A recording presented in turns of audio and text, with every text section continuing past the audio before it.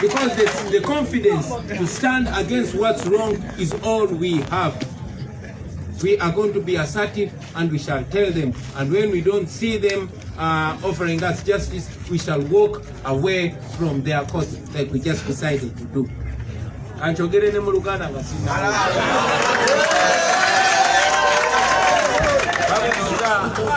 Sema timba bwejire kyabadabuza badde bakibuza nda mu Luzungu. Naye obadde ogezaako kibuza mu Luganda.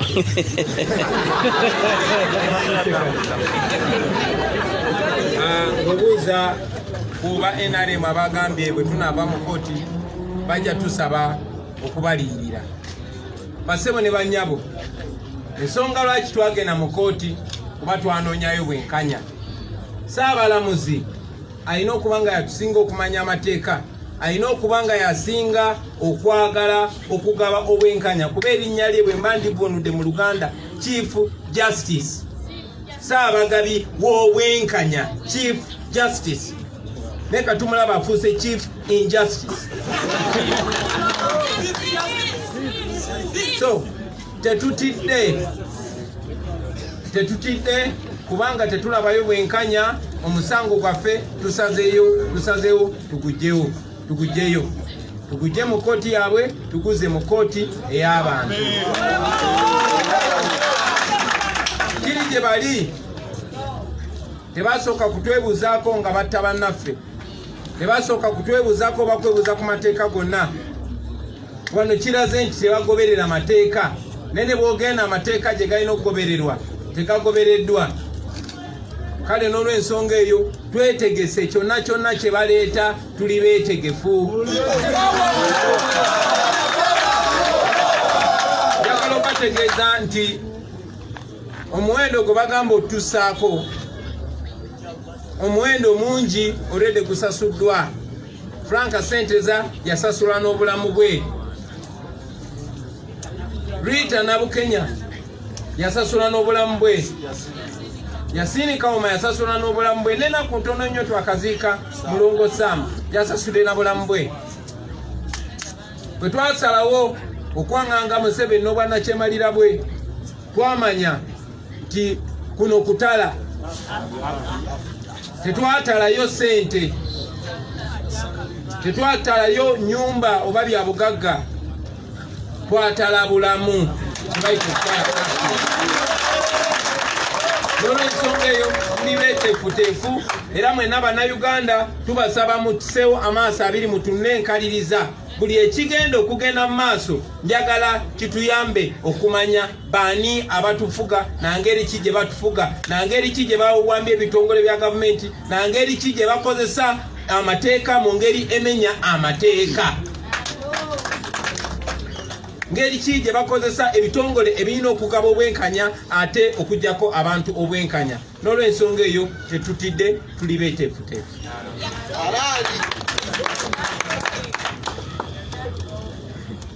Bambuziza ku ky'emmotoka lwaki oleeta diversion? I was asked about a bulletproof car that was gifted to me by our supporters whose names we shall not mention. It is true, ladies and gentlemen, after surviving numerous assassination attempts, after bullets being fired at us, Ugandans here in Uganda, but most importantly those in the diaspora, gifted us with various items that would help us keep safe, including bulletproof vests and ballistic helmets. I wore some and gave others to the team. We thank them. The same people of Uganda moved a campaign to fundraise and buy a bulletproof car for their president.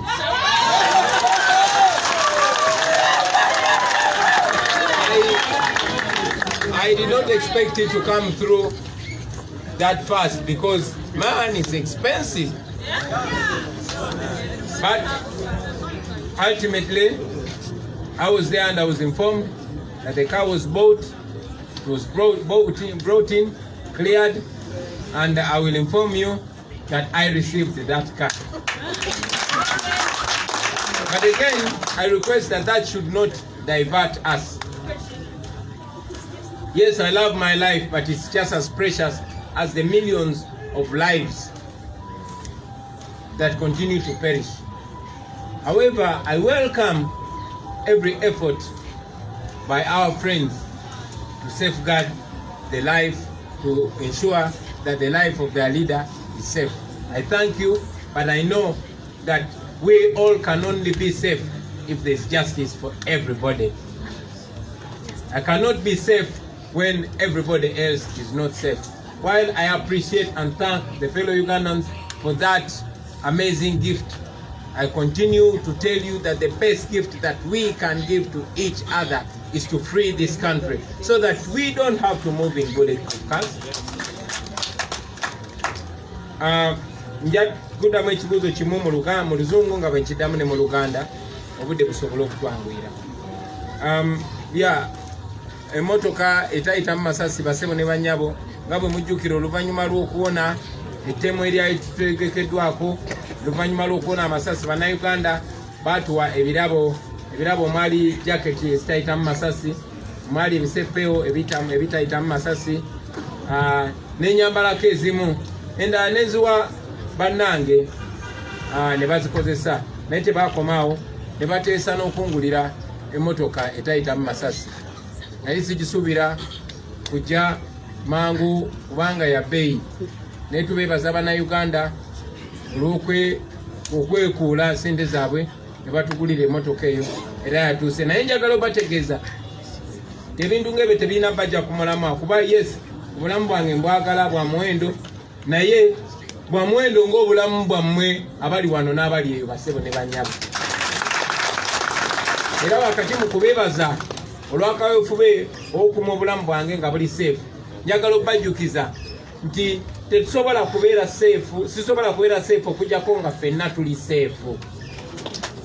Bannaffe bangi bakyagenda mu maaso n'okuttibwa. So okujjawo ko nga tujjeewo omutemu omukulu ng'ate ye Mwami Museveni, tetugenda kubeera seefu basebo ne bannyabo.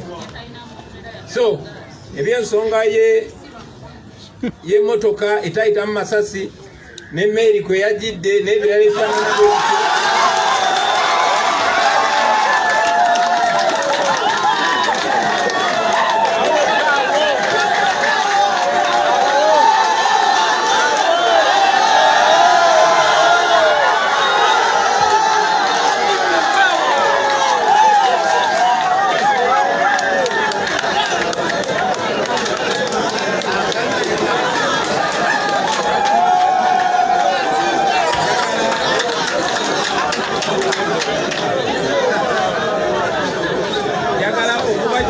mikwano gyange mwenna nti omulimu ogusinga omulimu omukulu guli naffe bannayuganda, guli eri mmwe abantu aba bulijjo, mu abantu be bayita abantu ba wansi, yemmwe musinga obukulu mu kaweefube waffe ono.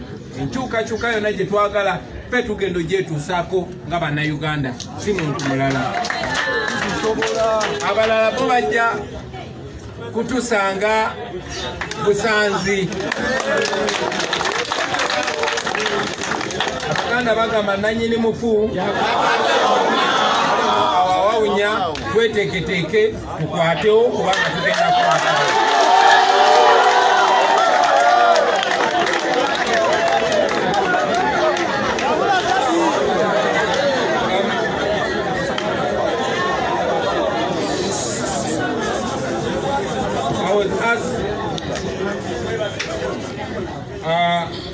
What are the options or what actions are we going to carry out moving forward?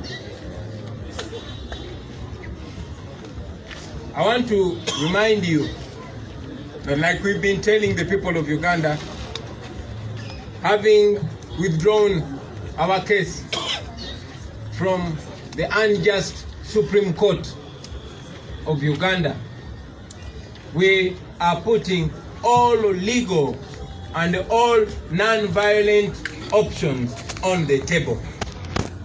All constitutional, all moral, and all non-violent actions on the table. I want to remind you, ladies and gentlemen, just like we have asserted numerously that we are non-violent. But again, I want to remind you that in this day and era, non-violence is more powerful than violence. It is non-violence that has gotten rid of all the recent dictators, Museveni's friends, including Omar el-Bashir. And for those of you that are paying attention to world affairs, you can clearly see that it is non-violence that is going to avert the protruding dictatorship in Myanmar. So we are going to be non-violent, but we asserted that we are removing a dictator. Mu Luganda bambuza nti tugenda kuzaako ki. Tuzenga tubagamba tife plani yaffe yemu yakujjako nakyemalira gwe bayita Museveni tetuukangako. Eyo plani erimu episodes nyingi. Erimu sizoni nyingi nnyo. Bwe twatandika okudduka gye n'emisinde tetwajja kudduka kafubutuko, twajja kudduka maratoni. Kuba tumanyi obulamu buli ku ludda lwaffe, tuli bato okusinga abo abazeeyi abatunyigiriza, ate we tuli ebbanga ddene okusinga bo.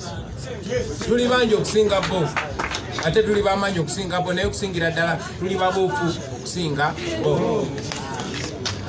So buli kikolwa kyonna ekitali mu kuyiwa musaayi, eky'obuntubulamu ekiri moro, kyonna tugenda kiteeka ku tebo. Era nga bwe mbategeezezza titugenda kubayo tegeze bannayuganda ekiddako oluvannyuma lw'okubagulira ddala amaaso ku mitendera gyonna.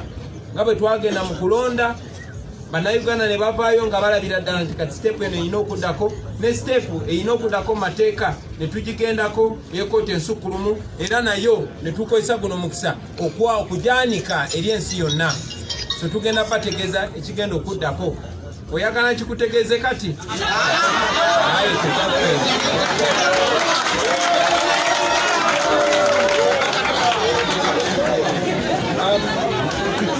one of the journalists who I saw was kind of criticized by asking these questions. First of all, I want to remind you that we are tolerant people. We are people that listen to every question, and we will answer it as eloquently and as sincerely as we are able to. So the Chief Justice Owiny Dolo went rather personal, and in his submission, which in my opinion was a quarrel and an attack on my person. First of all, I want to inform you that we didn't lose any case. And much as you might make every effort to put the blame on our lawyers, I want to remind you that the same court operating on double standards rejected with us what it accepted with other petitioners. So that is clearly bias. That is lack of independence. We went ahead to say that we came to court with an intention of leaving the court. He has read from our attitude that we do not condone injustice and we don't accept it no matter who it is coming from, even when it is coming from the Chief Justice. So we have every right. He was of course wrong to tell us to go for plan B, because I expect him to be very well informed and know that the word plan B has not come from my mouth or in the mouth of any member of the National Unity Platform. Ours is the plan A and we have never changed it. That plan B is coming from the mouth of Mr. Owiny Dolo, not me. So he might as well want to help us answer the questions that have been asked all our comrades that have been abducted, taken into illegal detention, beaten. All the people that have been abducted, they ask them one question: what is your plan B? We have not talked about that. They know who talked about that plan B first. And secondly, it is the Chief Justice that is talking about plan B.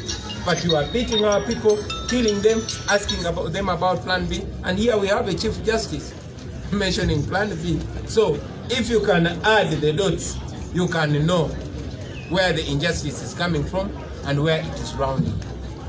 Kanchide mu Luganda. Oba yachibuza ngeri gyakubuza mu kizungu ne bakoma. Munamawulire waffe atubuziza newankubadde abamu bamwakanyiza njagala mutegeeza tituli bantu abaaniriza n'endowooza zitafaanagana zaffe. Njagala okuwabula tewali musango gwonna gutusinze, wabula ogaana obujulizi bwaffe obwo bukyamu bwa kooti ensukulumu, kubanga yagaanye obujulizi bwaffe ate ng'obujulizi bw'abantu abalala yagenda ebukkiriza paka omusango gwamala okuwozebwa. Naffe tutunaabana kutandika kuwoza ne bagaana obujulizi bwaffe. Tukkiriza nti obujulizi obwo babuganye kubanga balabye obujulizi obwo bugenda kusingisa bosi waabwe omusango. Tukimanyi nti ekooti ensukulumu era nga bannayuganda bebadde bagamba tebadde teekateeka okugamba nti omusango gwammwe tugugobye kubanga temwaleese bujulizi bumala. Kati ate batulaba tuleese ebisero n'ebisero eby'obujulizi. Balabidde ddala nga tubalemesa okulanga omusango gwabwe bwe baasaze edda nga tutanabafuna kutandika kwoza. Ensonga lwaki baganye obujulizi bwaffe. So ekyo tekiri kuffe. Pozi n'okujjukiza nti kikyamu Saabalamuzi w'eggwanga okutuusa ebigambo mu kamwa. First of all, bwe yabadde ayogerera ekooti mu ndaba yaffe yabadde ayomba buyombi. Ekintu ekikyamu eri omulamuzi.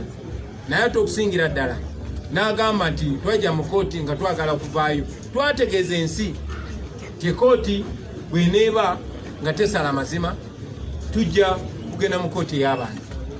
Era tebaatulinze nagenda mu kooti y'abantu, bondooza tebalabye bukyamu byabye bakola kubanga babimanyidde ne beerabisa. Era ensi yabalabye. Pozi n'okubajjukiza baganda bange nti bannaffe bonna abo be mulabye bawamba drone beziwamba ne babatwala mu makomera g'amagye ne bamalayo ebbanga wiiki myezi abalala babulidde myaka.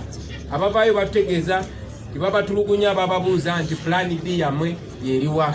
Newankubadde bamanyi ekigambo plan B waje kyava, newankubadde bakimanyi nti ffe plan yaffe eri emu yakujjako mwami Museveni, ye plan yaffe era tugigoberera eri mu season za njawulo naye tugigoberera. Tewali plan ndala okujjako eyo okujjako mwami Museveni.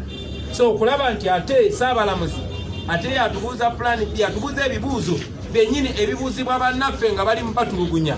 Ekyo kituleetera ebibuuzo bingi naye nakyo tujagenda tukinoonyereza tukinaaba kyetaaze naye tujja tumutwala mu kooti y'abantu.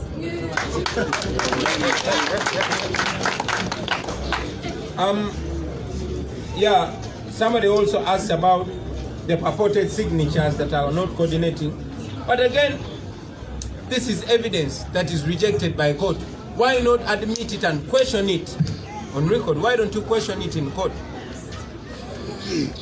That shows that they are trying to firefight, they are trying to explain their wrongdoing. Abazze bagamba nti signatures ezimu eziri ku bujulizi bwe tutute ziriko ebibuuzo.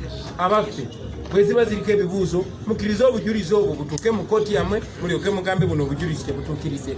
Naye ate bw'obugoberera ku mulyango ate n'ogenda n'ogamba obujulizi bwe baleese buyina obuzibu ng'ate waganye obukkiriza, then kiraga nti olina kyogezaako okubuzaabuza wakati okuswala. Sita wa Uganda yabuuzizza ku nsonga y'ebibuuzo ebiri mu bazadde, abazadde b'abaana abo abakwatiddwa era abamu ne bamanya nti babasibidde mu bifo ebitakkiriza kusibibwamu bantu mu mateeka. Era ne babuuza oba tusobola okukwatagana ne bannamateeka baffe okugenda okulaba nga abazadde abo bakyalira abaana baabwe. Basema n'abanyabo munzikirize mbajjukize tinkyali mubaka wa parliament era ntuula ku komiti gye bayita Human Rights Committee oba komiti ey'eddembe ly'obuntu. era omulundi obutali gumu ebiri ekitali esatu twagezaako ng'akakiiko ka paliamenti okugenda muzi safe houses gye basibira abantu naye mwenna mwalaba ekyaliwo batukokingira mundu ng'ababaka ba paliamenti ku miryango gya safe house ezo. Mwami eri tumwine nayimba wawa kawuyimba n'agamba nti ye tali answerable ku komiti ya ddembe ly'abuntu eya paliamenti.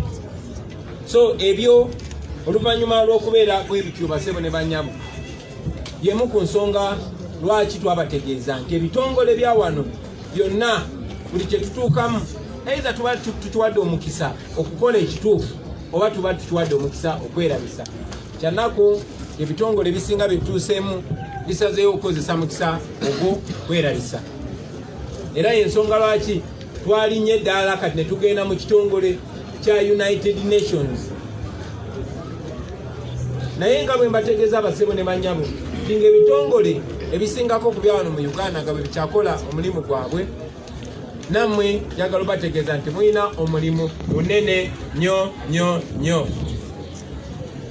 Tetutuula tubeera twogerezeganya, tubeera tutakola emitwe, era nga bwe mbategeezezza titugenda kuvayo tubategeeze ki kye tusobola okukola, ki kye musobola okukola mwe nga bannayuganda.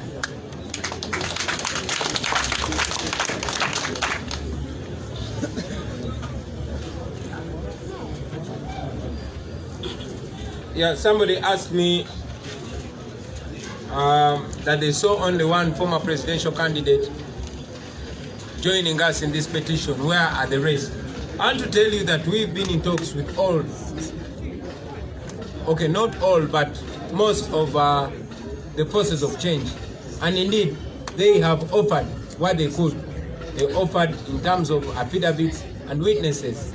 And I've just told you that more than 200 of our pieces of evidence have been rejected. Among those were some from our fellow opposition members. So they were working with us. They are among the evidence that was rejected.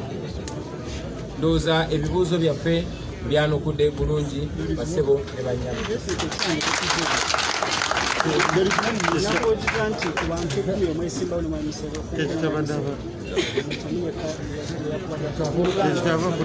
Kize mu Luzungu, kankide mu Luganda naye ne mu Luzungu.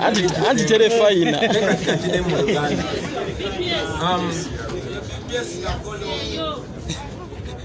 Lwesimbawo abantu bangi era tubadde tuwuliziganya ne bannaffe omuli Dr. Besigye ne ttiimu ye eya FDC, omuli General Mugisha Muntu n'abalala, era batuyambye nnyo mu ngeri y'okutuwa obujulizi, mu ngeri y'okutuwa affidavits, n'abantu bangi, abajulizi bangi okuva mu ttiimu zaabwe batuwadde obujulizi, ate obujulizi obw'amaanyi.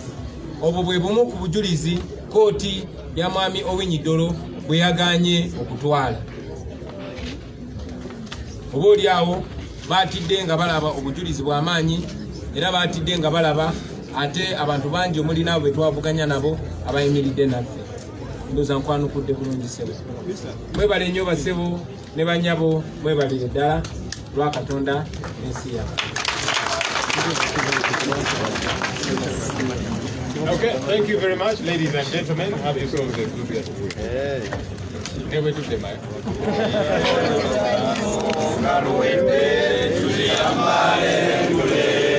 Tuliyambale.